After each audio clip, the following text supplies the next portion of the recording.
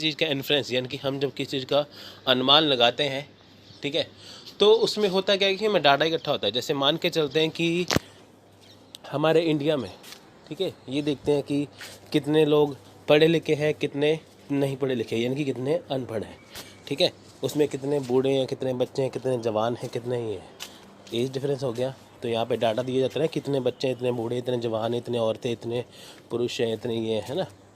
तो सब में जो है क्या, उनका एक डाटा इकट्ठा किया जाता है, ठीक है फ्रेंड्स। जैसे अभी मान के चलते कि जैसे अभी देखिए कि हमारे देश में, ठीक है, 125 करोड़ की लगभग आबादी है। तो जैसे कि आजकल स्मार्टफोन का ज़माना है, तो उसमें से 25 करोड़ यूज़र वो कौन है, वो व्हाट्सएप यूज़र है। यानी कि हमारे देश में व्हाट्सएप यूज़र की संख्या कितनी है, ठीक है, 25 करोड़। अब जैसे हम डाटा इकट्ठा करें कि हमारे देश में इतनी संख्या है, इतनी आदमी है, इतने पुरुष हैं, इतने बूढ़े हैं, इतने जवान हैं, इतने बच्चे हैं, तो स्मार्टफोन किन के पास है, ठीक है, तो कौन कौन व्हाट्सएप यूज़ करता है। तो ये एक सारा जो डाटा इकट्ठा किया जाता है वो एक इन्फ्रेंस के तौर पर, एक अनुमानित तौर पर किया जाता है, ठीक है फ्रेंड्स। जैसे आपने एग्जांपल के तौर पर देखा होगा ना कि एक फैक्ट्री थी 2010 में, फिर 12, 14, 16, 18 ऐसे 2 साल में ग्रो करती रही। वो एक अनुमान था, ठीक है, उस हिसाब से डाटा को देखा जाता है। Data can B obtained from multiple source, example data from running of industry, census, population data etcetera. यानी कि डाटा जो है वो कहाँ से लिया जाता है, वो लिया जाता है अलग अलग सोर्सेज से। जैसे इंडस्ट्री से हो गया कि इंडस्ट्री कैसे ग्रोथ कर रही है, सेंसस पॉपुलेशन यानी कि जो जनगणना है, यानी कि हर 10 साल बाद जो सेंसस बदलता है, ठीक है, जैसे 2011 में लास्ट सेंसस हुआ था, तो अभी 2021 में होगा, ठीक है। तो ऐसे ही मतलब कि पॉपुलेशन के आधार पर जो डाटा देखा जाएगा। फिर interpreting data requires analysing data to infer information from it in order to answer question. यानी कि होता क्या है कि डाटा इंटरप्रिटेशन में आपको एक डाटा दिया जाता है।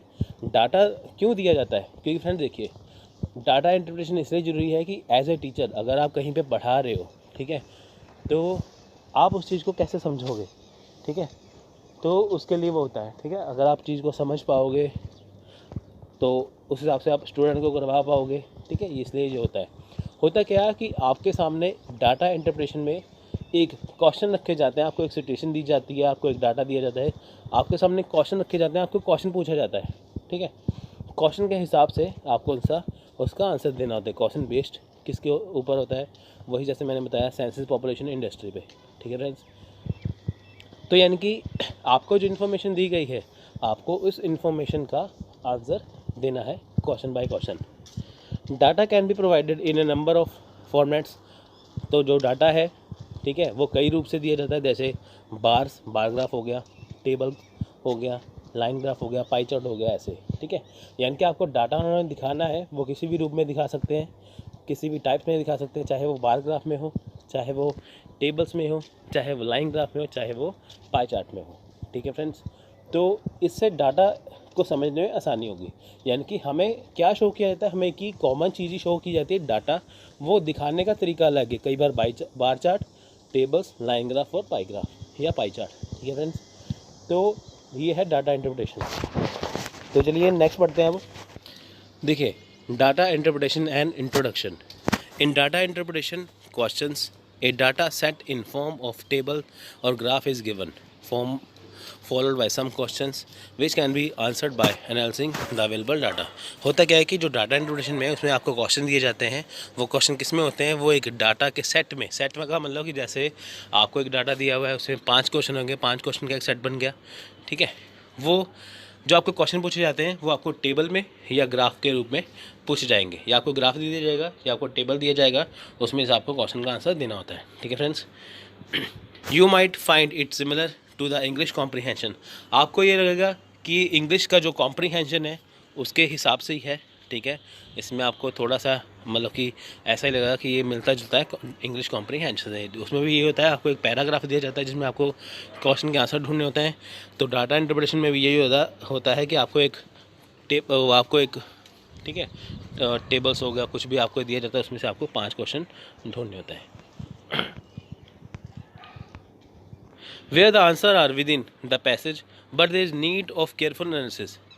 आपको यहाँ पे डिफरेंस क्या है कॉम्प्रिहेंशन इसमें, आपको यहाँ पे डाटा इंटरप्रिटेशन का आंसर देना है पर केयरफुल एनालिसिस करके। यानी कि आपके सामने जो सिचुएशन रखी जाएगी, जो आपके सामने जो कुछ रखा जाएगा, उसमें आपके जो क्वेश्चन पूछा जाएगा, उसमें जो आपको आंसर देना है वो आपको आंसर ऐसे देना है, ठीक है, कि उसमें आपको आंसर ऐसे दे रहा है कि आपको केयरफुल एनालिसिस करना है, ठीक है। आपको ये पूछा जाएगा कि बताइए कि ये इंडस्ट्री 2012 से घाटे में थी, 2014 में इसको फ़ायदा हुआ कि नुकसान हुआ, कितने परसेंट का हुआ, आपको ये पूछ सकते हैं वो, ठीक है फ्रेंड्स। आगे की स्लाइड में आपको मैं पूरा बता दूंगा इसमें क्या क्या ज़रूरी है, ठीक है। सम क्वेश्चन में रिक्वायर यहाँ पे here also the question can be answered with careful analysis of the given data. Some question may require calculation while other can be solved even without performing any calculation just by strong analysis. इसमें क्या होता है कि कुछ question में आपको calculation करनी पड़ती है, जैसे कि आपको परसेंटेज, एवरेज, रेशो वगैरह निकालनी पड़ती है, ठीक है। वो आप तभी निकाल पाओगे जब आपको उसके बेसिक्स पता होंगे, ठीक है। तो जिस स्टूडेंट ने वो नहीं किया तो आप वो कर सकते हैं, पहले हमने भी करवा रखा है, आप हमारी वीडियो से कर सकते हैं परसेंटेज, एवरेज, रेशो, ठीक है। तो कुछ में ऐसा होता है कि विदाउट परफॉर्मिंग एनी कैलकुलेशन, मैंने कि कहीं में आपको कैलकुलेशन करनी पड़ेगी, कहीं में कैलकुलेशन नहीं करनी पड़ेगी, आपका सीधा ही आंसर आ जाएगा। अब देखिए, अब हम बात करते हैं source, equation and classification of data की, ठीक है फ्रेंड्स। यानी कि सोर्स, डाटा इंटरप्रिटेशन का सोर्स क्या है, इक्वेशन क्या है, क्लासिफिकेशन ऑफ डाटा है क्या। अब देखिए, data can be categorize as the primary data और सेकेंडरी डाटा। मतलब कि डाटा दो तरह का होता है, एक होता है प्राइमरी डाटा, एक होता है secondary data. Primary data is the data collected A fresh, it is collected by for a particular study. Primary data क्या होता है, देखिए फ्रेंड्स, प्राइमरी डाटा वो होता है जब हम किसी डाटा को खुद से इकट्ठा करते हैं, यानी कि जो फ्रेश डाटा होता है हमारा बनाया हुआ, ठीक है। प्राइमरी डाटा वो होता है जो हम खुद तैयार करते हैं, ठीक है, जो फ्रेश होता है बिल्कुल। तो वो किसी पर्टिकुलर स्टडी के लिए बनाया होता है। It can be acquired through survey, interviews, questionnaire, online form और सर्वे एटसेट्रा। अब देखिए, जो प्राइमरी डाटा है वो कहाँ से कलेक्ट किया जाता है, वो किया जाता है सर्वे से, इंटरव्यू से, क्वेश्चनर से, ऑनलाइन फॉर्म्स या सर्वे से, ठीक है। ये क्या है, ये एक टेक्निक है प्राइमरी डाटा इकट्ठा करने की। आपको सीधा क्वेश्चन पूछ सकते हैं, देखिए अगर हमें प्राइमरी डाटा इकट्ठा करना है तो उसमें क्या क्या होता है, उसमें आप ये लिख सकते हैं सर्वे वगैरह, सर्वे, इंटरव्यू, ठीक है। Secondary data is acquired through other sources like books, newspaper, magazine, research work, data by government departments and organization, published and unpublished journal or diaries, etc. ठीक है। अब देखिए सेकेंडरी डाटा क्या है, जहाँ पे प्राइमरी डाटा हमें सर्वे से मिल रहा है, इंटरव्यू से मिल रहा है, वही सेकेंडरी डाटा हमें बुक्स, न्यूज़, मैगजीन, पेपर से मिल रहा है। यानी कि सिंपल सी शब्दों में आपसे मैं एक बात कहूँ, सिंपल से वर्ड में कहूँ, प्राइमरी डाटा वो होता है जब हम उसको अपने लेवल पर बनाते हैं, तो सेकेंडरी डाटा वो होता है जब हम किसी और की हेल्प लेते हैं, ठीक है। यानी कि हमें डाटा के लिए किसी और की हेल्प लेनी पड़ रही है, जैसे किसी बुक की, किसी न्यूज़पेपर की। यानी कि हम सिंपल सी बात करें कि प्राइमरी डाटा वो है जो हम खुद तैयार करते हैं, सेकेंडरी डाटा वो है जब हम अपने डाटा को तैयार करने के लिए किसी और की खोजे गए डाटा की हेल्प लेते हैं, ठीक है। ये दोनों ही इसमें काम में आता है, ठीक है। It is a data already available, ये डाटा पहले से ही अवेलेबल होता है। अब देखिए, प्राइमरी डाटा और सेकेंडरी डाटा हमने हो गया, ये दो तरह का है। नेक्स्ट है क्लासिफिकेशन ऑफ डाटा। अब देखिए, क्लासिफिकेशन ऑफ डाटा, इनके जो डाटा है, अब हम डाटा इंटरप्रिटेशन की बात कर रहे हैं, उसमें मेन क्या चीज़ है, डाटा, यानी कि आंकड़े। अब डाटा को कैसे क्लासीफाई, यानी कि डाटा को इकट्ठा कैसे किया जाता है। देखिए, डाटा कितने प्रकार का होता है, देखिए पहला है qualitative data. It is a data set which has a response other then in numerical form, ठीक है फ्रेंड्स। यानी कि क्वालिटेटिव डाटा क्या है, देखिए फ्रेंड्स, इसमें क्या है कि क्वालिटी, इसमें क्या है कि आपको क्वालिटी मिलेगी। For example, data on sex of respondent, quality of a product, satisfaction, intelligence, literacy, religion etcetera can be categorize as qualitative data. अब देखिए, क्वालिटेटिव डाटा है क्या, जिसमें आपको सेटिस्फैक्शन मिलेगा, इंटेलिजेंस मिलेगा, लिटरेसी मिलेगा, रिलीजन मिलेगा। यानी कि इसमें आपको किसी चीज़ की क्वालिटी मिलेगी, यानी कि जिस चीज़ में क्वालिटी हो वो क्या है, क्वालिटेटिव डाटा। या इनकी आपके सामने अगर कोई डाटा इंटरप्रिटेशन में कोई डाटा रखा गया है, अगर उसमें आपको कोई इंटेलिजेंस दिखाई दे, कुछ आपको लिटरेसी दिखाई दे, कुछ आपको धर्म के ऊपर दिखाई दे, तो वो कौन सा डाटा है, वो क्वालिटेटिव डाटा होगा। It can have response in the form of yes, no, male, female, very good, not bad, ठीक है, bad, very bad, highly satisfied, satisfied, neutral, dissatisfied, highly satisfied, dissatisfied, neutral, dissatisfied. ठीक है, तो आपको ये चीज़ इसमें दिखाई देंगी। For the sake of competition these responses can be given numerical value such as 1 for yes and 0 for no. तो फ्रेंड्स इसमें वही बात है कि जो डाटा है उसमें जो क्वालिटेटिव डाटा है इसमें आपको सिर्फ क्वालिटी दिखाई देगी। नाम से पता चलता है क्वालिटेटिव डाटा यानी कि गुणात्मक। ठीक है, तो होता कुछ नहीं है, क्वालिटेटिव में आपको ये चीज़ें जैसे बताई गई हैं, इसमें मेल फीमेल वगैरह हो गया, वेरी बैड, गुड वगैरह, ये सारी चीज़ें इसमें आती हैं, यानी कि जब हम किसी चीज़ की क्वालिटी को देखते हैं। नेक्स्ट है क्वांटिटेटिव डाटा। देखिए, such as data set will have numerical value. जिस चीज़ में न्यूमेरिकल वैल्यू आ जाए, गणना आ जाए, कैलकुलेशन आ जाए, वो क्या है? Quantitative data. Data on age, income level, weight, height, area, parameter, price etcetera will have numerical values, so it can be it is quantitative data. ठीक है, जिसमें आपको बताया जाता है ना, मजदूरों की संख्या इतनी थी, वो इतनी थी, क्लास में इतने बच्चे, उसने इतने नंबर लिए, अब उसके इतने नंबर आए, तो वो कौन सा है? वो क्वांटिटेटिव डाटा। यानी कि जिस डाटा में आपको निकालने के लिए आपको न्यूमेरिकल वैल्यू की यानी कि कैलकुलेशन की ज़रूरत होती है, वो क्या है? Quantitative data. यानी कि परसेंटेज, एवरेज, रेशो, प्रोपोर्शन, ठीक है, standard deviation, variance can etcetera can be calculated from such set of data. यानी कि जिसमें ये चीज़ें आ जाती हैं, परसेंटेज वगैरह, वो क्या है? Quantitative data. डिस्क्रीट डाटा देखिए अब क्या है? Such data set have values in only integers such as data on the number of student in a class can have only a value in whole number। अब देखिए इसमें क्या है? Integers आ जाते हैं, जैसे कि पूरे क्लास में कितने बच्चे थे, ठीक है, उनकी वैल्यू होती है। जैसे कहते हैं ना, क्लास में 50 बच्चे थे, ठीक है, 50 से 60 थे, 70 थे। अब ये नहीं बताया जाएगा कि इसमें 50.1 थे, 51 थे। Discrete data can not have value in fraction decimal. यानी कि डिस्क्रीट डाटा कौन सा आता है? जिसमें वैल्यू दी होती है सिंपल तरीके से, जिसमें फ्रैक्शन नहीं होता। यानी कि आपको सीधा बताया जाएगा 35 बच्चे थे, 40 थे, 50 थे, ऐसे। ठीक है, उसमें पॉइंट नहीं आएगा, यानी कि फ्रैक्शन वैल्यू नहीं आएगी। जिसमें फ्रैक्शन वैल्यू ना आए वो कौन सा है? Discrete data. फ्रेंड्स, आप इसको याद रखना, ये इसको हल्के में मत लेना बिल्कुल भी, क्योंकि एग्ज़ाम में आपको क्वेश्चन पूछा जा सकता है। आप ये मान के चलिए कि सिलेबस हर 2-3 साल में चेंज हो रहा है, इस बार उसका लेवल भी थोड़ा सा हाई होने वाला है। ठीक है, तो आप इसको करके जाना, क्या पता आपको इसमें से क्वेश्चन आ जाए। हमारी कोशिश यही कि हम आपको करवा दें अच्छे से। ठीक है, बाकी आपको करना आपका काम है। नेक्स्ट है कॉन्टीन्यूस डाटा। देखिए, unlike discrete data the values of continuous data can be in fraction और डेसिमल। अब देखिए, जैसे डिस्क्रीट डाटा में जो वैल्यू थी वो फ्रैक्शन में नहीं थी, सीधे सीधे थी। यहाँ पे कॉन्टीन्यूस में क्या है? वैल्यू आपको फ्रैक्शन में या डेसिमल में दी जाएगी। For example, data on weight, height, price, cost, exchange rate etcetera can be decimal value. ठीक है, नेक्स्ट है geographical data. It is data on region और different areas like city, state और nation. It can be used for comparison within the nation और between nation. इसमें क्या है? Geographical data जो किसी जगह के ऊपर, यानी कि कोई रीजन हो, कोई इलाका हो, कोई सिटी हो, स्टेट और नेशन के ऊपर जो दिखाया जाता है। ठीक है, जहाँ पे कंपैरिजन वगैरह हो। टेम्पोरल डाटा और chronological data. It is a data with time element, जिसमें टाइम हो। It is also known as time series data, इसे टाइम सीरीज डाटा भी कहते हैं। Such as data on consumption of chocolate in India from 2000 to 2018। यानी कि chocolate जो है 2000 सन से 2018 तक कितनी कंज्यूम की, कितनी यहाँ पे इसका इस्तेमाल हुआ है। ठीक है, वो होता है chronological data. Chronology friends, simple सी शब्दों में हम कहें, इसको कहते हैं कालक्रम। यानी कि जब चीज़ एक जगह से दूसरी जगह पे स्टार्ट होगी। ठीक है, जैसे हम मान के चलते हैं कि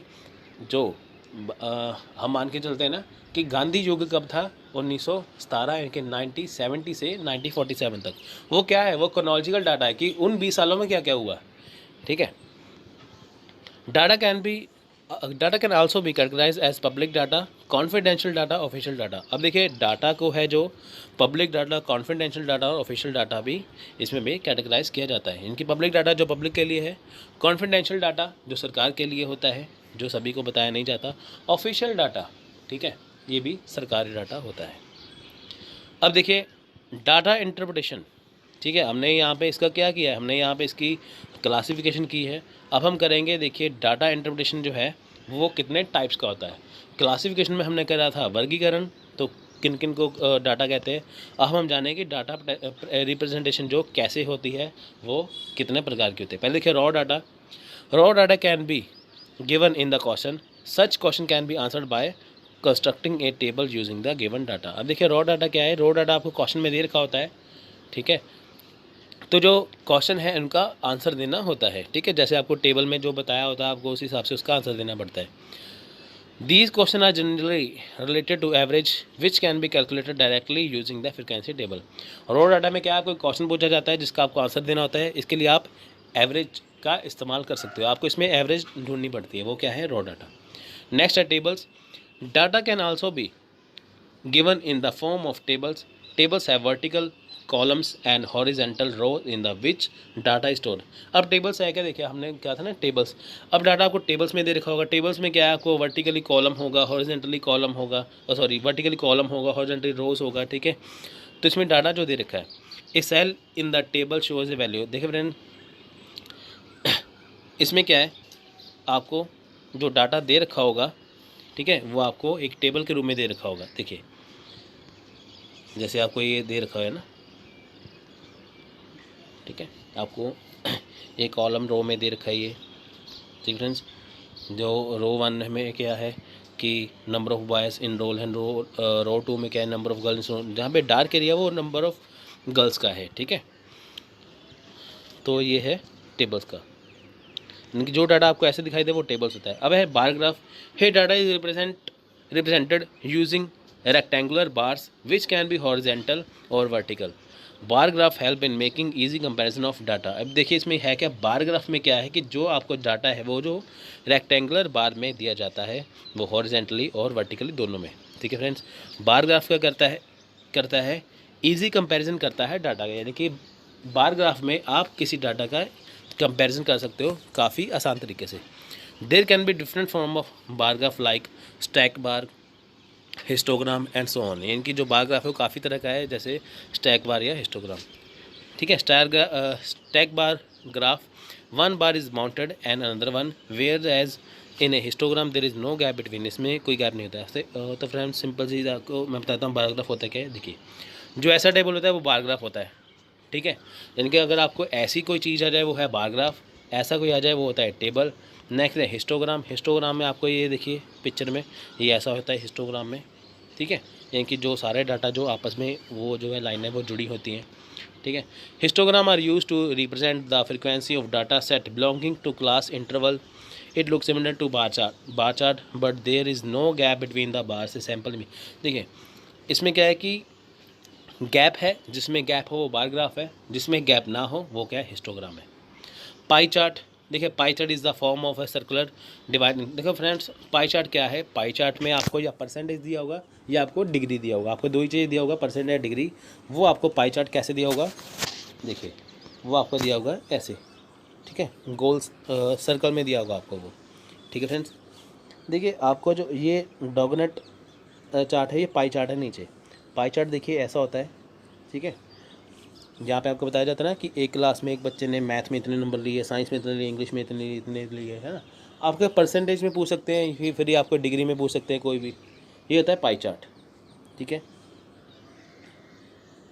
तो नेक्स्ट है ये लाइन ग्राफ। लाइन ग्राफ में देखिए क्या है, लाइन ग्राफ में देखिए फ्रेंड्स, लाइन ग्राफ में कुछ नहीं है, जो आपको जो डाटा शो किया जाता है वो शो किया जाता है लाइन में ऐसे, ठीक है, आप ये देख सकते हैं। तो ये टाइप्स हैं डाटा इंटरप्रिटेशन की, यानी कि आपको डाटा दिखाया जाता है किसी भी रूप में तो वो इन सभी चीज़ों में होता है, ठीक है फ्रेंड्स। इसमें फ्रेंड्स जैसे कि जिन लोगों ने मेरे प्रीवियस जो पार्ट्स हैं जिसमें ratio and proportion and average वगैरह है, उन जिन लोगों ने नहीं देखा कृपया पहले वो देख लें, ताकि आपको ये पता लग जाए कि रेशियो क्या होती है और एवरेज क्या होती है। तो फ्रेंड्स आज डिस्कस करने जा रहे हैं जो हमारे पास जो फर्स्ट जो क्वेश्चन है। जैसे आपको एक चार्ट दे रखा होगा, तो यहाँ पर ये ऊपर वाली जो इन्फॉर्मेशन है, the number of executive recruited by 6 different organization over the year, ठीक है जी। अब इसमें आपको यहाँ पर ऑर्गेनाइजेशन दे रखी है PQRSTU, और यहाँ पर उनके ईयर्स दे रखे हैं। ये number of executive recruited by 6 different, recruit का मतलब होता है जो आप नई रिक्रूटमेंट मतलब नए एम्प्लॉयज़ आप रखते हो अपनी कंपनी में, ऑर्गेनाइजेशन में। तो यहाँ पर ईयर्स दे रखे हैं, ईयर्स वाइज दे रखे हैं कि जैसे पी का 2004 में 458, यहाँ पर रिक्रूट है क्यू में 2004 में 512, ऐसे ही 2005 में सभी के P Q R S T U साल भर साल उन्होंने कितने लोग रखे हैं।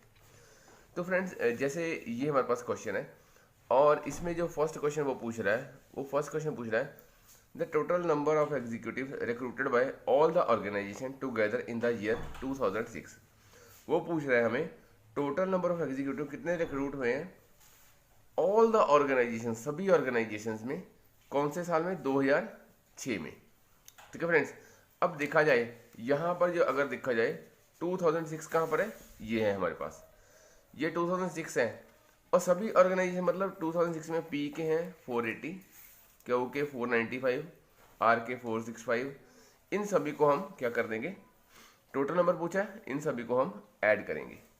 जब मैं इसको ऐड करूँगा 5 4 9 0 5 4 9 8 17 24 24 8, ये हमारे पास हो गया 24 और 8 हो गया 30।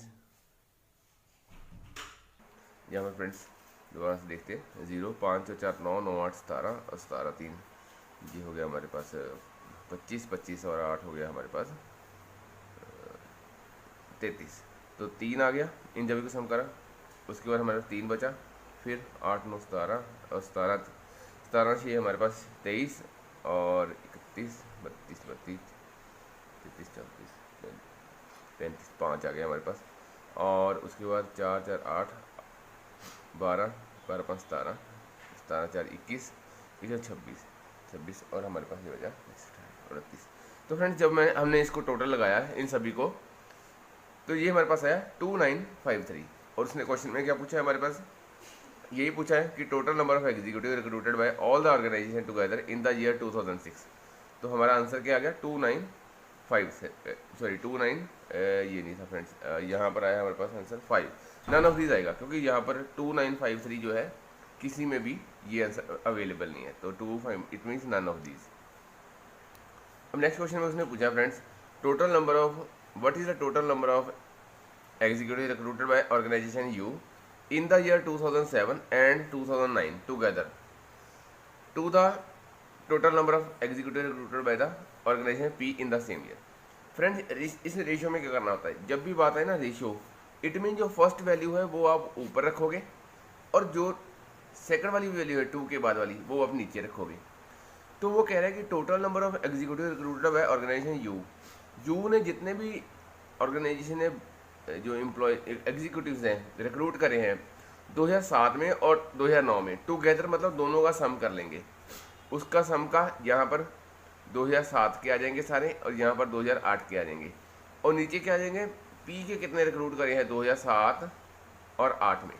ठीक है जी, 2008 में, तो यहाँ पर पी के आएंगे, यहाँ पर यू के आएंगे। ठीक है जी, 2007 और 8 में। अब पहले हम क्वेश्चन की ओर चलते हैं।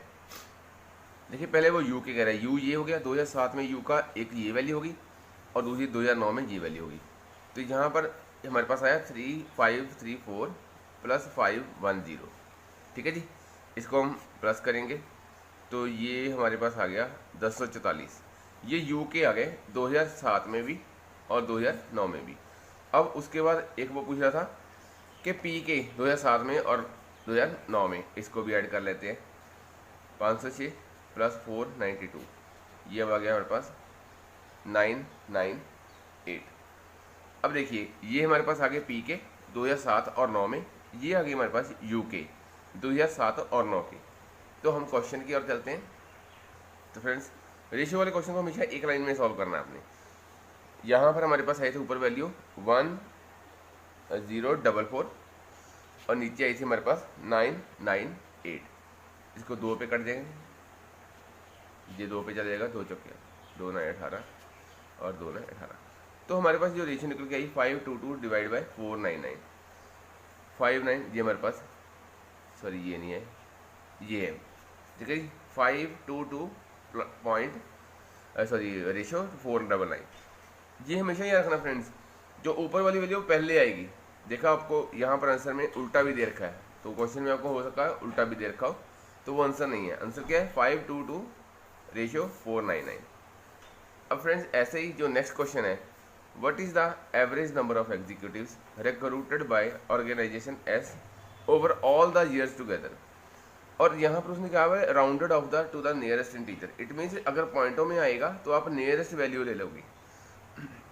जैसे अब पहले तो देखना है कि टोटल जो एवरेज पूछा है फ्रेंड्स, यहाँ पर फ्रेंड्स एवरेज का मतलब होता है, एवरेज का मतलब होता है sum of items divide by number of items. ठीक है जी। अब देखते हैं, पहले हम एस ऑर्गेनाइजेशन पे चलते हैं। यहाँ देखिए, अब ये एस ऑर्गेनाइजेशन की वैल्यू है। पहले हम एस ऑर्गेनाइजेशन के सारे वैल्यूज़ को काउंट कर लेंगे। तो फ्रेंड्स इसको सभी को सम करोगे आप, ये आपको सब सम करोगे तो ये आएगा 29। आप सम कर लीजिए इसको, 29 और 65। ठीक है जी।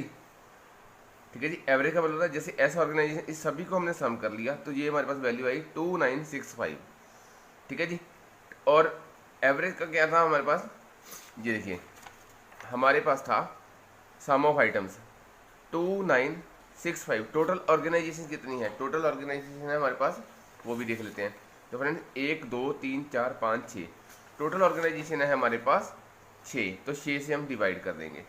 अब इसको आप सॉल्व करोगे, जैसे 6 चौका 24 और 6 नाम 54 2 6 चौका 24 पॉइंट, जैसे मान लीजिए इतना आया। अब हमने राउंड ऑफ कर देना है इसको 494 सर, हमारा आंसर क्या आएगा 494। राउंड ऑफ का मतलब होता है आपने डेसिमल, अगर 0.5 से ऊपर है वैल्यू तो आप नेक्स्ट डिजिट को लिख दोगे, अगर 0.5 से नीचे है तो आप नीचे प्रीवियस वैल्यू को लिख दोगे। जैसे 494 अगर 0.6 आता तो हम 495 लिख लेते हैं। अगर 4 पॉइंट जैसे 5 से कम 2 आता 3 आता है तो हम 494 ही रहने देते हैं। हमने राउंड ऑफ कर दिया इसको, तो यही हमारा आंसर है। तो फ्रेंड्स जैसे कि जो नेक्स्ट क्वेश्चन है हमारे पास वो है what is the percentage increase in the number of executive recruited by the organization R in 2005 from the previous year. वो कहता है 2005 में, जैसे मैंने आपको परसेंटेज में बताया था, मान लो यहाँ पर है 2005। ठीक है जी। ये 2005 साल है, ईयर की बात कर रहे हैं। तो प्रीवियस ईयर से ये इंक्रीज हुआ होगा कुछ परसेंट, वो परसेंट पूछ रहा है कितना पड़ा है। तो हम पहले देखते हैं क्वेश्चन की ओर। देखिए फ्रेंड्स, अब 2005 में जो आर की वैल्यू है वो है 472 और जो उसकी प्रीवियस वैल्यू है 418472। तो यहाँ लिखेंगे 418472। तो फ्रेंड्स ये जो वैल्यू थी 2005 की है और ये वैल्यू है 2005 से पहले की 4 की। तो इसमें सबसे पहले परसेंटेज कैसे निकालते हैं, सबसे पहले डिफरेंस करते हैं, दोनों का डिफरेंस करेंगे तो हमारे पास ये वैल्यू आएगी 54। अब 54 है वो किस पे इंक्रीज हुआ है, 418 पे। जिस पे इंक्रीज होता है हमेशा प्रीवियस वैल्यू पे इंक्रीज होता है, तो मल्टीप्लाई 100। जब आप इसको सॉल्व करोगे तो ये हमारे पास निकल के आएगा 12.92। ठीक है जी। आप इसको सॉल्व कर लीजिए। देखिए फ्रेंड्स क्या करा क्या है हमने, बेसिक कंसेप्ट क्या, दोनों का डिफरेंस होता है। जैसे मेरे पास 100 है, 10% इंक्रीज 10, अगर मेरा 100 से 110 बन गया, इट मीन्स मैंने कितने पैसे कमाए, 10 रुपये। लेकिन कमाए किस पे है, 100 पे कमाए ना। तो इसी में क्या कर रहे हैं, डिफरेंस क्या है 54 किस में इंक्रीज हुआ है 4। सबसे पहले मेरे पास वैल्यू कितनी थी 418, तो 418 जो है वो 54 पे इंक्रीज हुआ है। तो हमने क्या करा, डिफरेंस डिवाइड बाय जिस पे इंक्रीज करा है, मल्टीप्लाई 100। ऐसे ही फ्रेंड्स जैसे number of executive recruited by organization T in the year 2008। जैसे फ्रेंड्स एक और इंपॉर्टेंट, जहाँ पर लिखा है 2008 approximately what percent of total number of executive. जब भी ऐसे दे रखा हो A is what percent of B, इसका मतलब होता है A divide by B multiply 100। Simple, बहुत सिंपल, ये क्वेश्चन हमेशा आता है। What percent in the 2008 approximately what A is approximately what percent of total number of executive recruited by all the organisation in that year. अब देखिए पहले T पे चलते हैं। टी पे था हमारा, जैसे 2008 की बात कर रहा है वो, टी में 2008। देखिए फ्रेंड्स यहाँ पे लिखिए 2008 टी ये हमारे पास 510। ठीक है जी, 510। तो ऊपर वाली हमने क्या करा कि A by B A divide by B multiply 100, तो ए कितना है 2008 में, ये ऊपर वाली वैल्यू ये ए है। जब वट शुरू हो जाता है उसके बाद जो वैल्यू आती है वो बी शुरू हो जाती है। तो यहाँ पर हमारे पास आ गया 510, और नीचे क्या, total number of executed by all the organisation in that year. उस साल में जितनी भी ऑर्गेनाइजेशन हैं, जैसे 2008 की बात करें, 2008 में कितनी organization P Q R S T, ये सभी का सम कर लेंगे, ये सभी का। जब इनका सभी का हम सम करेंगे, आप करके देख लीजिए, ये आएगा 2854। तो हमारे पास टोटल जो है 2854, तो ये हमारे पास आ गया नीचे, मल्टीप्लाई 100 कर देंगे। आप इसको कटिंग करोगे तो ये हमारे पास अप्रॉक्सीमेटली, ये हमारे पास अप्रॉक्सीमेटली 18% के पास आंसर आएगा। इसको आप सॉल्व करके देख सकते हो। क्या करा हमने, जब भी आ जाए ए व्हाट परसेंट ऑफ बी, जो वट से पहली वाली वैल्यू है वो ऊपर जाएगी और जो वट से पीछे वाली वैल्यू है वो नीचे आएगी, मल्टीप्लाई 100 करना है। तो फ्रेंड्स देखिए, ये था, ये क्या है, यहाँ पर एक ग्राफ दे रखा है जिसमें नंबर ऑफ यूनिट्स यहाँ पर दे रखे हैं, नंबर ऑफ यूनिट्स, और यहाँ पर दे रखे हैं कंपनीज के नेम। तो फ्रेंड्स ये जो यूनिट प्रोड्यूस है, ये जो फर्स्ट लाइन्स है आपको, ये फर्स्ट है ये सेकंड है, ठीक है जी। ये जो फर्स्ट लाइन दे रखी है, ये सारे क्या हैं, ये जो फर्स्ट लाइन्स हैं ये सारे हैं यूनिट्स प्रोड्यूस्ड, और उसके बाद जो दे रखे हैं वो है यूनिट्स सोल्ड, ठीक है फ्रेंड्स। अब इस क्वेश्चन में क्या पूछा उसने, सबसे पहले what is the average number of units sold by all the companies together, पूछा उसने है एवरेज। एवरेज मैंने ऑलरेडी आपको बता रखा है कि एवरेज का मतलब होता है sum of items divide by number of items. अब यूनिट सोल्ड, देखिए यूनिट सोल्ड कौन सा है, ये सेकंड नंबर की जो बार्स है सारी, ठीक है जी। अब इसका वो एवरेज पूछ रहा है। सबसे पहले हम इनका सभी का सम करेंगे। जैसे ये मेरे पास है, जैसे यूनिट सोल्ड है, ये है, देखिए ये क्या है, ये 600 है, ये 700, इसके मिडल में है ये, तो ये कितना है 650। उसके बाद बी का कितना है, बी है हमारे पास 300। उसके बाद सी में हमारे 150, और डी में हमारे पास 450। उसके बाद ई में है हमारे पास 300, और उसके बाद एफ के पास हमारे पास है 400। टोटल कितने हैं, 1 2 3 4 5 6, sum of item divide by total जो number of item. Number of item कितने हैं, 6 जने हैं, 1 2 3 4 5 6, जैसे हम एवरेज निकालते हैं। इसको सॉल्व करेंगे, आप इसको सम कर लीजिए। 6 3 9 9 1 10 10 4 14 14 15 16 17 18 19 20 21 21 50 50 22 2250 आया ये हमारे पास, और 6 से डिवाइड करेंगे तो 6 18, और उसके बाद 6 7 42, और 6 42 और 6 50 30। तो फ्रेंड्स हमारे पास आया 375। एवरेज क्या है फर्स्ट क्वेश्चन का, एवरेज क्या होता है फ्रेंड्स, अक्सर ये क्वेश्चन में पूछ ही लेता है, sum of items divided by number of items. तो फ्रेंड्स सेकंड क्वेश्चन में उसने पूछा है which company the highest percentage of sale with respect to its production. कहने का मतलब कि हमने परसेंटेज की सेल कितनी ज़्यादा हुई है प्रोडक्शन के कंपैरिजन में, कौन सी कंपनी है। देखिए फ्रेंड्स यहाँ पर 900 है और यहाँ पर 650 है, तो यहाँ पर जो सेल है 650 की है, यहाँ पर सेल्स देखिए बहुत ज़्यादा डिफरेंस है। 300 है, यहाँ 150 है, यहाँ 450 है, और यहाँ पर अगर फर्स्ट का हम देखें कि सेल, देखिए सेल हुई है 650 900, देखिए परसेंटेज कैसे निकालते हैं, 900 और उसके बाद 650, ठीक है जी, और डिवाइडेड बाय 900 मल्टीप्लाई 100, ठीक है जी। तो ये हमारे पास डिफरेंस निकल के आया, ये 00 से 00 कट जाएगी। फ्रेंड्स यहाँ पर थोड़ा सा ठीक कर लीजिए, नहीं वो क्वेश्चन में क्या पूछ रहा है, वो पूछ रहा है the percentage of sale with respect to, sale कितनी हुई है यहाँ पर, देखिए सेल हुई है 650 और प्रोडक्शन कितनी हुई है, प्रोडक्शन हुई है 900 मल्टीप्लाई 100, तो 00 से 00 कट जाएगी, ये जाएगा 9 7 63 एंड इसका 20 9 दूनी 18, 72 कुछ परसेंटेज आ जाएगा ए का। बी का देखेंगे 700 है, यहाँ पर 300 है, तो 300 हमारे पास क्या हुई है, यहाँ पर देखिए 300 हमारे पास सेल हुई है, लेकिन टोटल हमने कितनी प्रोडक्शन करी थी 700 की। तो कटिंग करेंगे 7 चौक 28 और 2 जीरो 14, ठीक है जी, 42 पॉइंट कुछ आ जाएगा। तो सबसे जो हाईएस्ट है वो 72 है। वह जैसे आप ग्राफ में भी देखोगे तो आपको ग्राफ में कंपैरिजन देखने को मिलता है। ये देखिए यहाँ पर है 850 और यहाँ पर है 450, तकरीबन तकरीबन ये 50% के आसपास है। यहाँ पर देखिए अगर 550 इसको लूँ और ये 300 है, तो यहाँ पर निकल के, तो जब हम सभी को देखते हैं तो वैसे भी ग्राफ से हमें सीधे सीधे हो रहा है जहाँ पर ये डिफरेंस कम होएगा।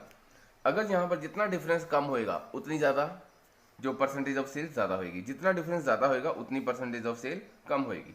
तो आप देखेंगे यहाँ पर इसमें वैल्यू भी ज़्यादा है और डिफरेंस भी कम है। तो हमारी हाईएस्ट जो हमारा जो परसेंटेज ऑफ सेल है वो निकालने का तरीका कितनी सेल हुई है और डिवाइड बाय कितनी प्रोडक्शन हुई है, कितनी सेल हुई है हमारे पास और कितनी प्रोडक्शन हुई है। इस क्वेश्चन में हमारा आंसर जो है ए है। अब देखिए सेकंड क्वेश्चन, थर्ड क्वेश्चन में पूछा कि the average number of units produced by all the companies. अब यूनिट्स प्रोड्यूस्ड मतलब वो ये सेकंड जो फर्स्ट वैल्यूज है जो प्रोडक्शन की है, इन सभी की वो बात कर रहा है।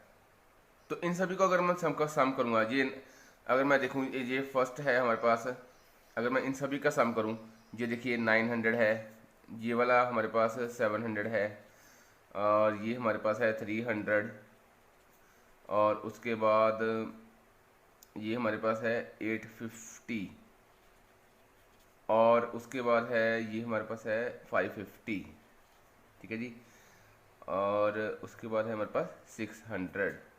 तो सम करते हैं 9 7, ये हमारे पास हो गया 16, 16 3 19, 19 8 हो गया हमारे पास 27 27.5, 27 और 5 हो गया 32 और 1 33, 33 से 3900, ये टोटल हमारे पास आता है 3900।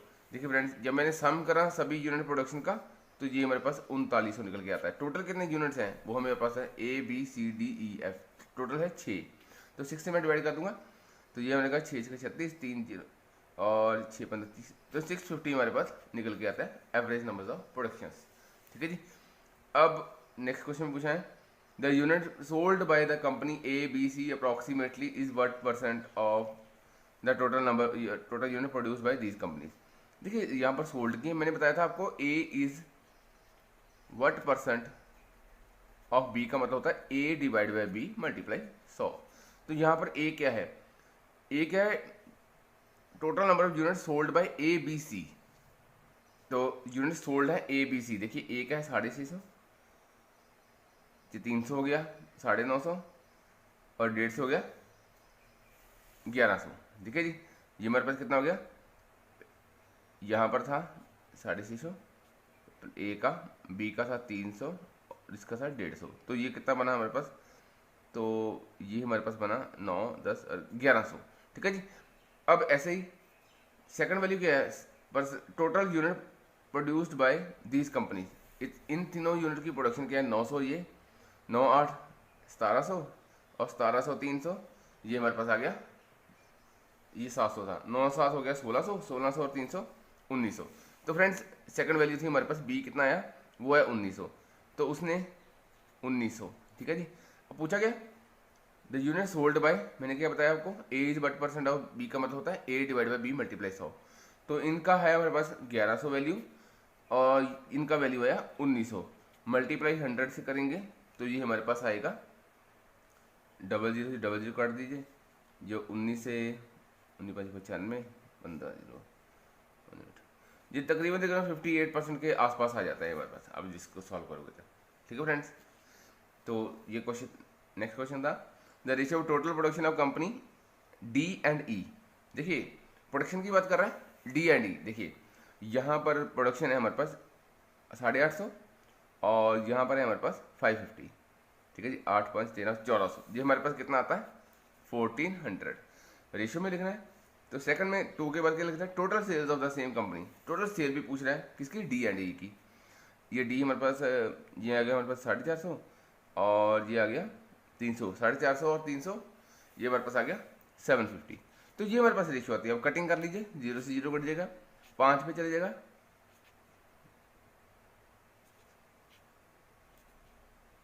5 एकम 5, और ये हमारे पास आया 28:15। तो ये हमारे पास है जो क्वेश्चन देख रहे हो। यहाँ पर हमें दो डायग्राम्स दे रखी है। देखिए, distribution of students at graduate level and post graduate level in 7 institutes. सबसे पहले हमें ये पता चाहिए, ये जो ड्रॉ करा हुआ है आप इसको थोड़ा ध्यान से देखेंगे तो यहाँ पर क्या है, total number of students of graduate level कितना है हमारे पास, यहाँ पर 27,300 है। ये जो परसेंटेज है ये इसकी दे रखी है। जैसे M का है, जो इंस्टीट्यूट M है उसकी 17% है, N की 12 है, P की 12 है, Q की 13 है, R की, ऐसे हमें सभी की परसेंटेज दे रखी है। सेकंड है जो हमारे पास जो total number of students of post graduate level, यहाँ पर पोस्ट ग्रेजुएट लेवल है, यहाँ पर ग्रेजुएट लेवल है, ये हमें सबसे पहले पता होना चाहिए। तो ये परसेंटेज के अकॉर्डिंग उसकी वैल्यूज डिवाइड कर रखी है। तो फ्रेंड्स, इसमें जैसे जो क्वेश्चन वो पूछ रहा है, जैसे फर्स्ट क्वेश्चन आप देख रहे हो, फर्स्ट क्वेश्चन पूछ रहा है what is the total number of graduate and post graduate level is institute R. वो पूछ रहा है ग्रेजुएट लेवल में और पोस्ट ग्रेजुएट लेवल में। अब यहाँ पर देखेंगे जो इंस्टीट्यूट आर है वो यहाँ पर है, और इसमें इंस्टीट्यूट जो आ रहा है वो यहाँ पर है। ठीक है जी, इसका 17% पूछ रहा है। टोटल कितना है हमारे पास 27300। अब आर का यहाँ पर ग्रेजुएट लेवल में 17% का मतलब है डिवाइड बाय 100। तो 00 से 00 हमारी यहाँ पर कट जाएगी। ये हमारे पास आएगा कटिंग करके 4641। आप इसको मल्टीप्लाई कर लेंगे 17 से, 17 3 5 17 तो करेंगे तो 4641 आ जाएगा। यहाँ पर भी हमने टोटल है 24700, मल्टीप्लाई करेंगे आर कितना है 14%। तो 14% से अगर मैं करूँगा मल्टीप्लाई, ये 00 से 00 कट जाएगा। यहाँ पर इसको मल्टीप्लाई कर लीजिए, तो यहाँ पर ये हमारे पास आएगा 3458 जब इसको मल्टीप्लाई करेंगे। ठीक है जी, तो हमारे पास ये आ गया हमारे पास ग्रेजुएट लेवल का, और ये हमारे पास आ गया पोस्ट ग्रेजुएट लेवल किसका, आर का। तो यहाँ पर क्वेश्चन में क्या पूछा था, total number of graduate and post graduate level of institute R. तो हम दोनों को प्लस कर देंगे, 4641 एंड 3458, इसको प्लस करेंगे, ये 9 आ गया, 9 आ गया, 0 और 8, तो हमारे पास आंसर आया 8099। तो ये हमारे पास आंसर हो गया। अब फ्रेंड्स, जो नेक्स्ट क्वेश्चन है वो हमारे पूछ रहा है what is the ratio of number of students studying at post graduate and a graduate level respectively from institute S. Friends, जहाँ पर भी बात जब रेशियो की करी हो, ऐसे क्वेश्चन को हमेशा एक लाइन में सॉल्व करना है। ठीक है जी, तो यहाँ पर वो कह रहा है कि रेशियो किसकी पूछ रहा है, number of students studying at post graduate from institute S. अब देखिए, पोस्ट ग्रेजुएट अगर मैं बात करूँ, यहाँ पर इंस्टीट्यूट जो एस है, सॉरी रेशियो पहले पोस्ट ग्रेजुएट की बात कर रहा है, तो पहले पोस्ट ग्रेजुएट आएगा, तो 21% है। तो 21% किसका, टोटल का 24700। ठीक है जी, और रेशियो जब भी पूछे, रेशियो का मतलब होता है एक वैल्यू ऊपर और एक वैल्यू नीचे। तो पहले बोला पोस्ट ग्रेजुएट, सेकंड बोल रहे हैं ग्रेजुएट। अब एस में ग्रेजुएट, देखिए एस में 14% है किसका, 24300। 14% है किसका, 27300। अब ये परसेंट से परसेंट कट गया, 7 3 पे और 7 2 पे, 00 से 00 कट गई। ठीक है जी, अब इसको हम कर लेंगे, ये 3 पे कट जाएगा, 3 पे जगह 3 9 27, 3 कम 3। तो यहाँ पर जो नीचे वैल्यू आ जाएगी, ऊपर आ जाएगी 247 और नीचे आ जाएगी 2 1 2 2 9 18। अब इसको फर्दर आप कटिंग कर लेंगे, तो फ्रेंड्स ये हमारे पास जो है ये 13 के टेबल पे कट जाएगा। तो 13 के टेबल पे कटेगा, ये 19 आ जाएगा, और ये यहाँ पर फ्रेंड्स 2 था। ठीक है, तो ये 13 के टेबल पे कट जाएगा, तो यहाँ पर आ जाएगा हमारे पास 19:4। जब भी रेशियो वाला क्वेश्चन आना फ्रेंड्स, जो पहले वैल्यू दे रखी है वो ऊपर, जो बाद में वैल्यू दे रखी है वो नीचे, एक ही लाइन में आपने इसको सॉल्व करना है। ठीक है फ्रेंड्स, जैसे आगे भी क्वेश्चन आएगा वो आपको कराऊंगा। जैसे अब थर्ड क्वेश्चन है, how many students of institute M and S are studying at graduate level. अब फ्रेंड्स ये क्वेश्चन देखिए, वो कह रहा है कि जो ग्रेजुएट लेवल है, जो हमारे पास यहाँ पर ग्रेजुएट लेवल है ना, वहाँ पर वो M एंड S का पूछ रहा है, ठीक है जी। ऐसा नहीं है कि मैं M का पहले करूँगा और S का बाद में करूँगा, ऐसे नहीं है। पहले मैं दोनों को सम कर लूँगा, मैं M प्लस S दोनों कर लूँगा। जैसे M का है 17 और S का है 14, ठीक है जी। मैं क्या करूँगा, 17 सॉरी M का था हमारे पास 17 प्लस 14, तो ये हो गया 31%। इकट्ठा मैंने M एंड S का 31% हो गया मेरे पास ग्रेजुएट लेवल पे। अब 31% मैंने निकालना है। 31% किसका निकालना है, टोटल वैल्यू कितनी थी हमारे पास ग्रेजुएट लेवल की, 27300। इसको सॉल्व करेंगे। जब आप इसको सॉल्व, ये परसेंट का मतलब 1/100, ये 2 जीरो से 2 जीरो कट जाएगी। 31 का टेबल हम यहाँ पर रीड करेंगे। आप इसको मल्टीप्लाई करोगे तो हमारे पास जो आंसर निकल के आएगा वो आएगा 8463। तो ये हमारे पास आंसर आएगा 8463। तो जैसे हमारे पास ऐसे ही एक और क्वेश्चन है रेशियो वाला। देखिए, ratio between number of students studying at post graduate level from institute S. अब पोस्ट ग्रेजुएट लेवल, अब देखिए फ्रेंड्स, पोस्ट ग्रेजुएट लेवल यहाँ पर था हमारे पास। हम यहाँ पर देखते हैं क्वेश्चन को। ये देखिए, जो वो क्वेश्चन का पूछ रहा है, the ratio between the number of students studying at post graduate level. अब देखिए, पोस्ट ग्रेजुएट लेवल में क्या था, पोस्ट ग्रेजुएट लेवल में कौन सा इंस्टीट्यूट एस की बात कर रहा है, तो यहाँ पर 21% है। The ratio between total number of students from institute S the number of students studying at graduate level from institute क्या हो। तो रेशियो पूछ रहा है, रेशियो को कैसे करेंगे। अब देखिए, ये हमारे पास क्वेश्चन था। रेशियो को करेंगे, कैसे करेंगे, सबसे पहले मुझे लेना है पोस्ट ग्रेजुएट फ्रॉम एस। ये पोस्ट ग्रेजुएट है फ्रॉम एस, एस कितना है 21%। 21% किसका, टोटल 24700।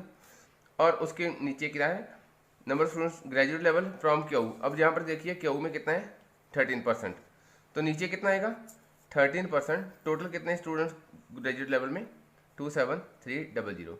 तो ये 00 से 00 कट जाएगी, 00 ये कट गया हमारे पास। और उसके बाद अब इसको कटिंग कर लेंगे, ये 21 पे कट जाएगा। ये देखिए 21 एकम 21 और यहाँ पर 6 और 21 3 63 हो गया, 13 बच गया। यहाँ 13 कट जाएगा, 13 एकम 13 और 117, 13 होना है 117, तो 19:13 हमारे पास आ जाएगा आंसर। नेक्स्ट क्वेश्चन है कि total number of students studying at graduate level from institute M and N। अब M एंड N की इकट्ठी करें, मैं M अलग से और M एंड P। अब N अलग से और P अलग से नहीं करूँगा, मैं पहले N एंड P को ऐड कर लूँगा। देखो, हमारे पास पोस्ट ग्रेजुएट लेवल है, यहाँ पर जो N है वो है हमारे पास 15% और P कितना है 12%। पहले मैं 15 प्लस 12 को ऐड कर लूँगा, ये हो गया हमारे पास 27%। 27%। अब 27% हमने निकालना है। 27% हमने किसका निकालना है, टोटल नंबर ऑफ जो पोस्ट ग्रेजुएट है हमारे पास 24700। ये परसेंटेज से 2 जीरो कट जाएंगी, तो हम यहाँ पर इसको मल्टीप्लाई कर लेंगे।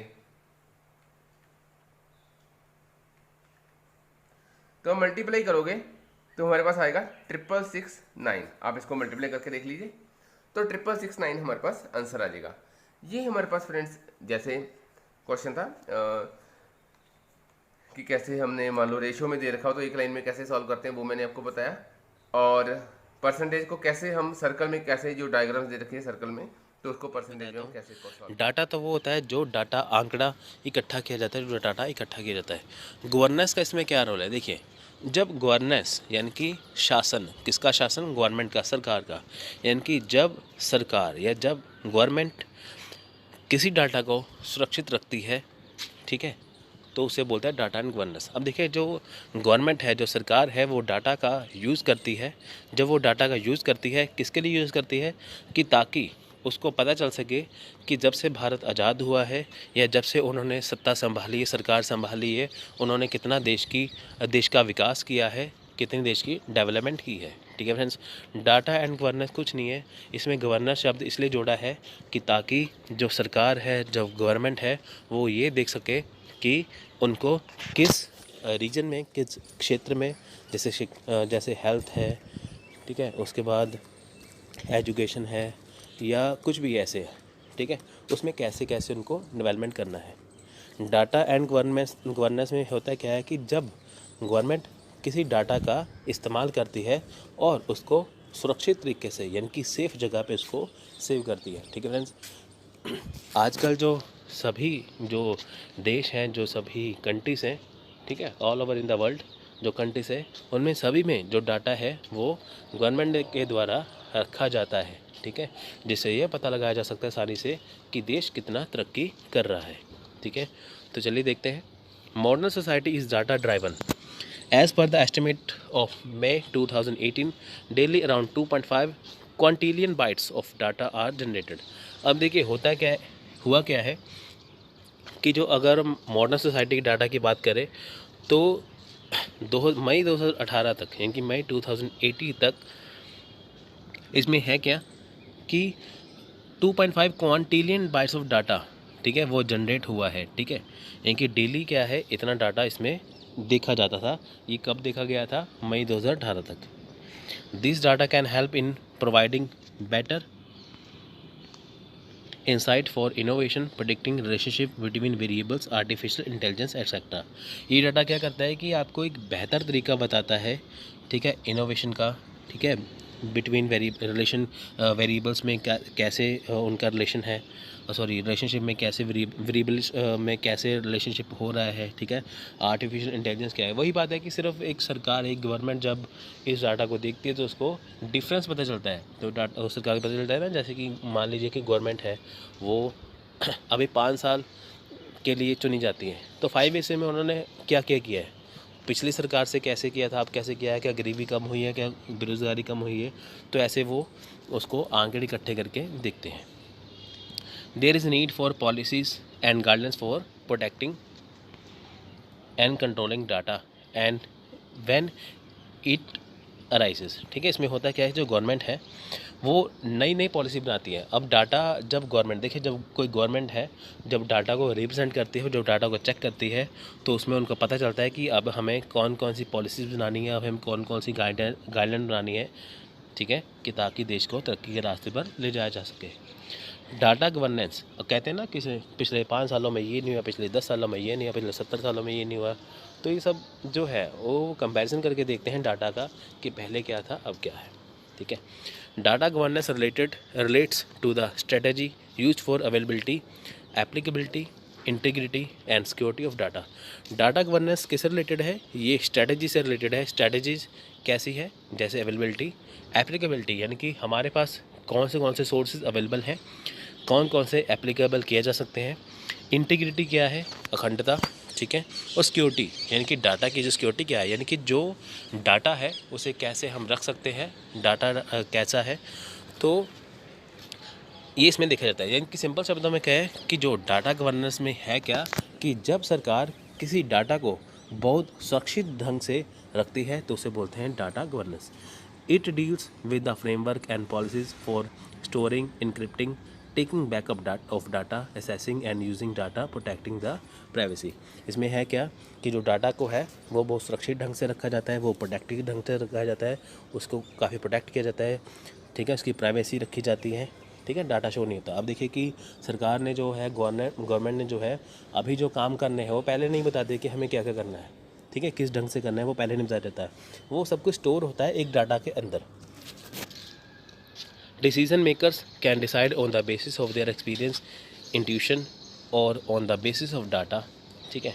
अब जो डिसीजन मेकर्स हैं जो डिसाइड करते हैं कि कैसी कैसी पॉलिसीज होनी चाहिए, ठीक है, वो अपने एक्सपीरियंस के आधार पर, अपने एक्सपीरियंस पे बेसिस पे एक डाटा को तैयार करते हैं। वो देखते हैं ना कि जैसे पिछले 5 सालों में इतनी देश की तरक्की नहीं हो पाई, अगर हम इसको ऐसे कर दें तो अगले 10 सालों में तो ऐसे हो जाएगा, ठीक है।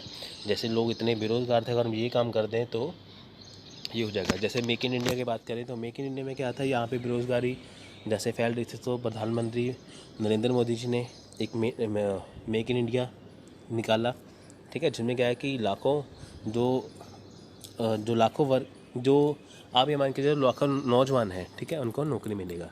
तो उन्होंने ये देखा कि यहाँ पे क्या है कि बेरोज़गारी बहुत फैल चुकी है, ठीक है। मेक इन इंडिया के ज़रिए अगर बाहरली कंपनियाँ यहाँ पे आए, आगे काम करें, तो यहाँ पे लोगों को रोज़गार मिलेगा, तो इससे रोज़गार,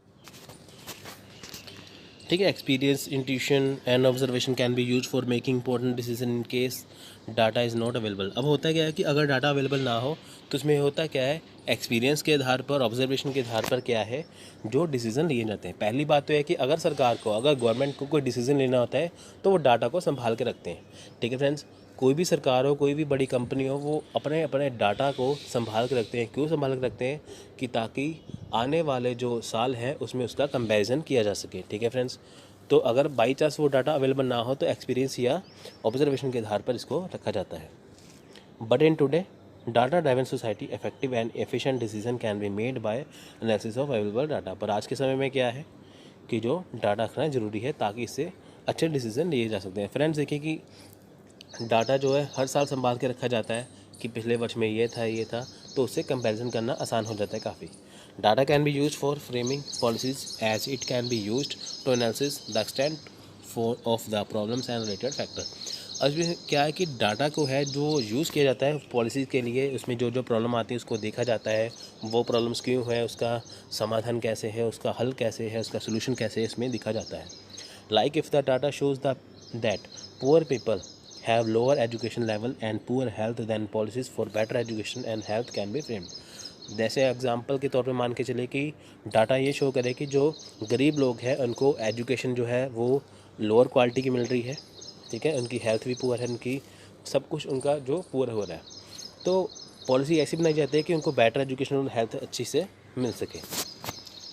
ठीक है, ये डिफरेंस हो गया ना, वही चीज़। Data can be use for framing policies. Data जो है वो पॉलिसीज़ के लिए किया जाता है, पॉलिसी बनाने के लिए।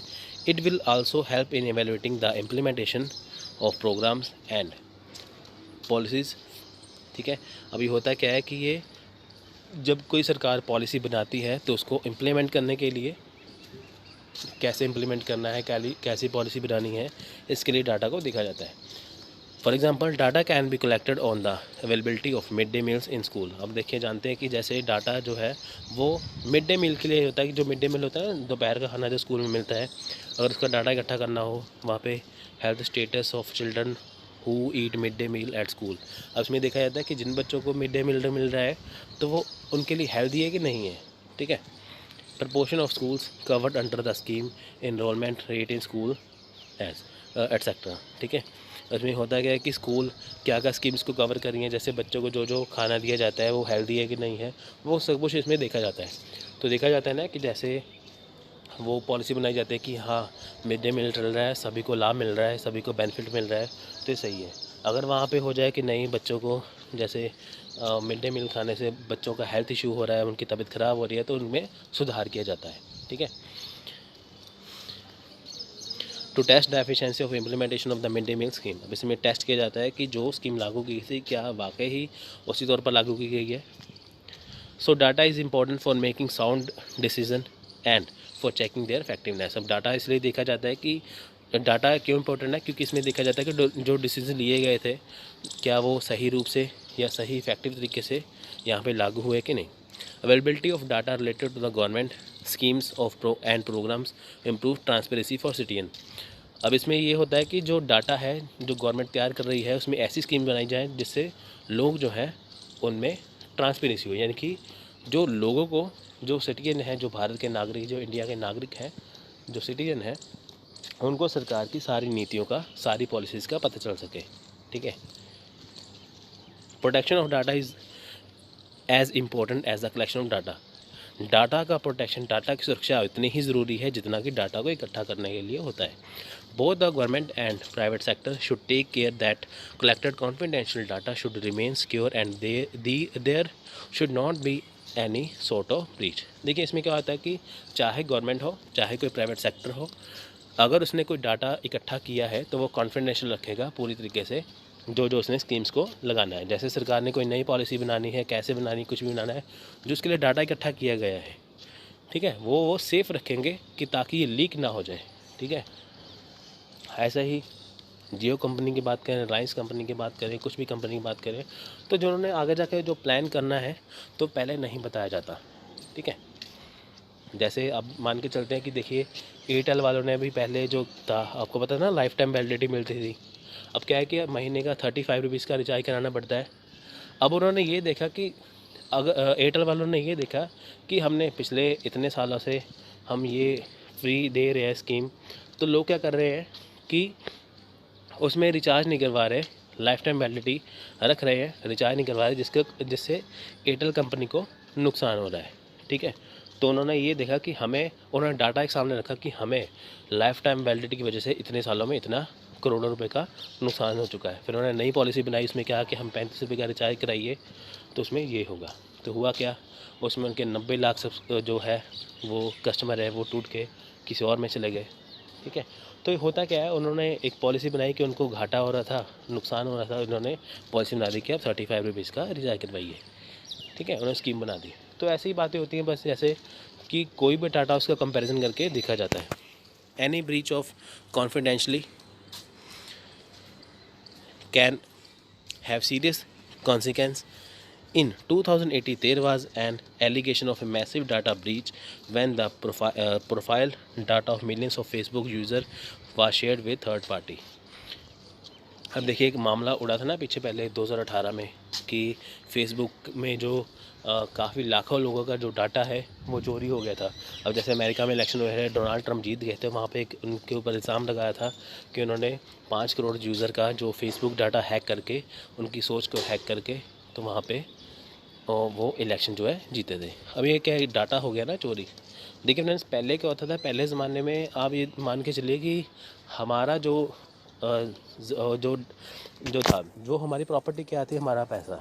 आजकल आपकी प्रॉपर्टी क्या है, आपका डाटा जो आपके फ़ोन में सेव है। आपके फ़ोन में क्या सेव है, आपके फ़ोन में आपका डाटा सेव है, आपकी फ़ोटो सेव है, आपका अकाउंट नंबर सेव है, आपका पासवर्ड सेव है, सब कुछ सेव है। ठीक है, अगर आपका डाटा चोरी हो जाए तो आप बहुत बड़ी मुसीबत में पड़ सकते हैं। तो ऐसे ही सरकार का डाटा अगर चोरी हो जाए तो सरकार की नीतियाँ भी ठप हो सकती हैं। जैसे विकीलीक्स ने क्या किया था, विकीलीक्स का आपको सभी को नाम पता ही होगा कि उसने अपनी जो सरकार अमेरिका का है, इंडिया का है, कि कई कंट्रीज़ का उसने डाटा जो है वो लीक कर दिया था। ठीक है, such manipulation can be use to introduce users to purchase a particular product, to download certain apps, to vote for a particular party. ठीक है, इसमें क्या है कि फेसबुक की बात हम कर रहे थे। इसमें क्या होगा था, फेसबुक का डाटा चोरी होगा। वो कैसे चोरी होगा था, किसने वहाँ पे आ गया कि यहाँ पे आप ये फॉर्म भरिए, ये ऐप डाउनलोड करिए, आपको ये मिलेगा वो मिलेगा। उससे क्या होगा कि डाटा चोरी हो गया। ठीक है, यानी कि डाटा आजकल सबसे सुरक्षित चीज़ है। ठीक है, तो फ्रेंड्स रहेगी डाटा एंड गवर्नेंस की। डाटा एंड गवर्नेंस में कुछ चीज़ नहीं है, बस यही चीज़ है कि डाटा गवर्नेंस में है क्या कि जब गवर्नमेंट, ठीक है, जब गवर्नमेंट अपने डाटा को यूज़ करती हैं लोगों के लिए, क्यों यूज़ करती है कि ताकि वो कंपैरिजन कर सके पिछले सालों में क्या क्या हुआ है, कहाँ कहाँ कमियाँ हैं, क्या क्या पॉलिसी बनानी है।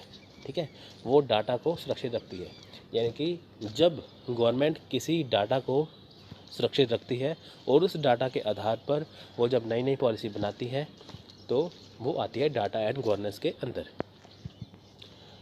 तो अब हम बात करेंगे, देखिए, data.gov.in is a joint initiative of government of India and US government. अब देखिए, भारत सरकार और अमेरिका की सरकार ने ये data.gov.in बनाया है कि जॉइंट इनिशिएटिव है। ठीक है, it is a platform of for open data related to government and various department. अभी ये क्या है, एक प्लेटफॉर्म है किसके लिए, एक ओपन डाटा। ठीक है, किसके लिए, सरकार के लिए। ठीक है, जिसमें वेरियस डिपार्टमेंट बनाए गए हैं, आप इसमें कोई भी डाटा जो है वो देख सकते हैं। It is aim at improving transparency in the working of the government. इसमें ये क्यों बनाया गया है कि ताकि जो सिटीजन है, चाहे अमेरिका के चाहे इंडिया के, वो उनके लिए जो बनाए वो स्कीम्स बनाए जा रहे हैं उनके साथ वो आसानी से जुड़ पाए। ठीक है, सरकार कैसे काम कर रही है वो उनमें इंटरेस्ट ले सके। The data available at this portal can be use by researcher, analyst, teachers, department etcetera. इसमें क्या है कि डाटा को है वो यूज़ कर सकता है रिसर्चर। ठीक है, एक एनालिसिस कर सकता है, जो एनालिस्ट होता है वो एनालिस्ट। ठीक है फ्रेंड्स, टीचर्स, डिपार्टमेंट वगैरह इसको यूज़ कर सकते हैं कई कामों के लिए।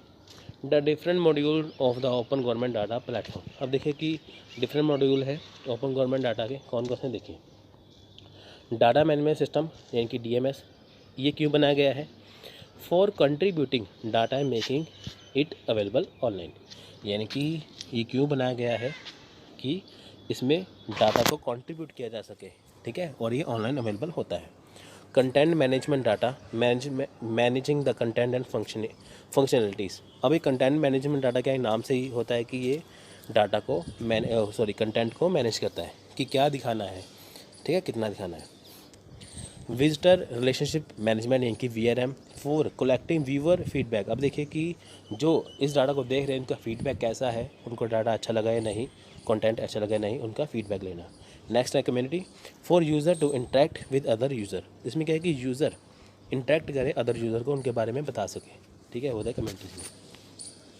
So the other important authentic source of data. अब देखिए जो अदर सोर्सेज क्या है, वो है पॉपुलेशन सेंसस यानी कि जनगणना, ठीक है, जो हर 10 साल में बदलती है, 2011 में थे, अब 2021 में आएगी।